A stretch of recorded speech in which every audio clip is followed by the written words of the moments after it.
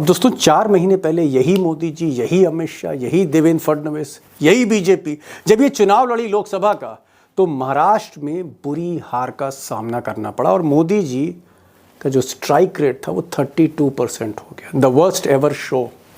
28 seat BJP ने लड़ी, 9 seat मिली। लेकिन अचानक रातों रात जब नतीजे आए विधानसभा चुनाव के 4 महीने बाद, तो ये जो स्ट्राइक रेट है 32%, ये 89% पहुंच गया। और जो सीटें थी उसमें तो मोदी जी ने रिकॉर्ड ही तोड़ दिया। अगर कुछ और सीटें लड़ जाते तो फिर शिंदे और अजीत पवार की भी जरूरत नहीं थी। सवाल यह है कि ये जो उछाल आया है इसके पीछे कारण क्या था।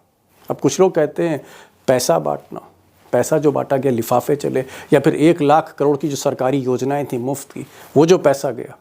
लेकिन विपक्ष का कहना, और खासकर संजय राउत का, उनका कहना है कि कहीं ना कहीं उन्हें शक है ये खेल बड़ा है, ये हरियाणा जैसा खेल है, खेल मशीनों का हुआ है।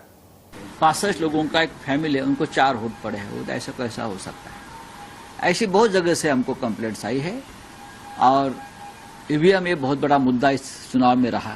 अब संजय राउत जो उद्धव ठाकरे की जो पार्टी है शिवसेना, उसके मुख्य प्रवक्ता हैं और महाविकास अघाड़ी जिसे महाराष्ट्र में इंडिया अलायंस कहते हैं, उसके बड़े लीडर हैं।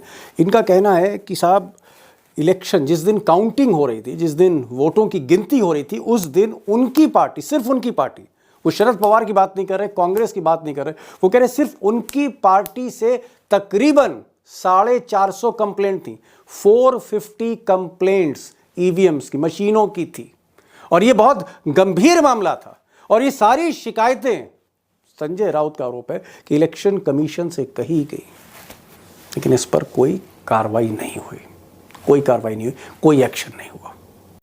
अब महाविकास अघाड़ी का एक और आरोप है, और आरोप ये है कि जहाँ जहाँ डबल इंजन की सरकारें हैं वहाँ वहाँ खेल हुआ। ये ऐसा आरोप है, उनका मानना है, और उनके पास प्रमाण नहीं। उनका कहना है कि साहब हरियाणा में डबल इंजन की सरकार थी, महाराष्ट्र में डबल इंजन की सरकार थी। यानी जो चुनावी मशीनरी है सेंटर से लेकर स्टेट तक, वो चाहे पुलिस प्रशासन हो, चाहे वो डिस्ट्रिक्ट मजिस्ट्रेट्स कलेक्टर हों जो रिटर्निंग ऑफिसर्स होते हैं, चाहे वो एसडीएम हो, चाहे वो बूथ ऑफिसर्स हो, चाहे वो पैरामिलिट्री फोर्सेस हो, चाहे पुलिस हो, चाहे होम गार्ड हो, सारा सिस्टम डबल इंजन की सरकार में आपको पता है किसके पास है। तो विपक्ष का कहना है कि जहाँ डबल इंजन की सरकारें हैं वहाँ खेल हुआ। अब मिसाल के तौर पर कांटे की टक्कर झारखंड में भी थी, बीजेपी और हेमंत सोरेन के बीच में, इंडिया के बीच में, लेकिन यहाँ पर झारखंड में डबल इंजन की सरकार नहीं थी। चुनाव आयोग भले ही मोदी जी के साथ हो सकता है, पैरामिलिट्री फोर्सेस सेंटर की भले ही मोदी जी के साथ हो सकती, लेकिन जो रिटर्निंग ऑफिसर हैं, जो पुलिस है, लोकल प्रशासन है, बूथ ऑफिसर्स हैं, पोलिंग ऑफिसर्स हैं, ये राज्य सरकार के थे, जहाँ इंडिया अलायंस की सरकार है हेमंत सोरेन की। तो विपक्ष का कहना है, इंडिया अलायंस के लीडर्स का कहना है कि झारखंड में आप खेल नहीं कर पाए, लेकिन हरियाणा की तरह आपने महाराष्ट्र में खेल किया जहां जीतने के आसार आपके कम थे। अब दोस्तों महाराष्ट्र में एक और चौंकाने वाली बात सामने आई है। पहली बार फॉर द फर्स्ट टाइम जो जनता है, जो वोटर है, कई जगहों पर, कई कंस्टिट्यूएंसीज में, कई जिलों में वो सड़कों पर आ गए हैं। वो जो वोटर जो कांग्रेस के समर्थक हैं या उद्धव ठाकरे के समर्थक हैं या फिर शरद पवार की जो पार्टी एनसीपी है, शरद पवार, उसके समर्थक हैं, वोटर हैं, उन्होंने प्रोटेस्ट किया है। नासिक में एक काफ़ी ज़बरदस्त प्रोटेस्ट हुआ, क्योंकि यहाँ पर जो गांव था नासिक के पास, ये गांव कांग्रेस को समर्थन देता आया था। इनका कहना है कि साहब इन्होंने बल्क में वोट डाले, लेकिन मशीनों ने वो वोट दर्ज नहीं किए। यानी अगर 100 वोट पड़े मिसाल के तौर पर, तो 10 ही दर्ज हुए कांग्रेस के खाते में। अब इस तरह के प्रोटेस्ट पूरे महाराष्ट्र में चल रहे हैं, और आगे एक्सपर्ट के साथ, मशीनों के एक्सपर्ट के साथ, इस इलेक्टोरल प्रोसेस के एक्सपर्ट के साथ मैं कुछ खुलासे करूंगा इसी इश्यू पर।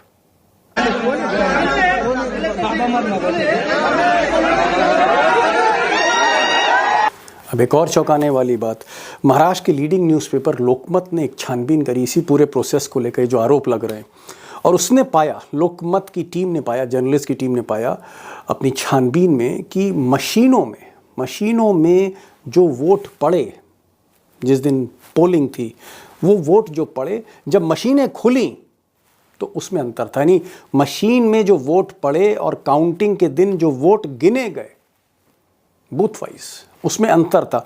और लोकमत ने तकरीबन 95 288 में से 95 सीट्स में ये गड़बड़ी पाई। अब ये भी बहुत गंभीर आरोप है। मुझे लगता है कि चुनाव आयोग को निष्पक्ष रहते हुए इसका जवाब देना चाहिए, इसमें एक्सप्लेनेशन देना चाहिए कि भाई ये गड़बड़ी कैसे हो गई कि मशीन पे कुछ वोट जा रहे हैं और जब गिने जा रहे हैं तो कुछ है।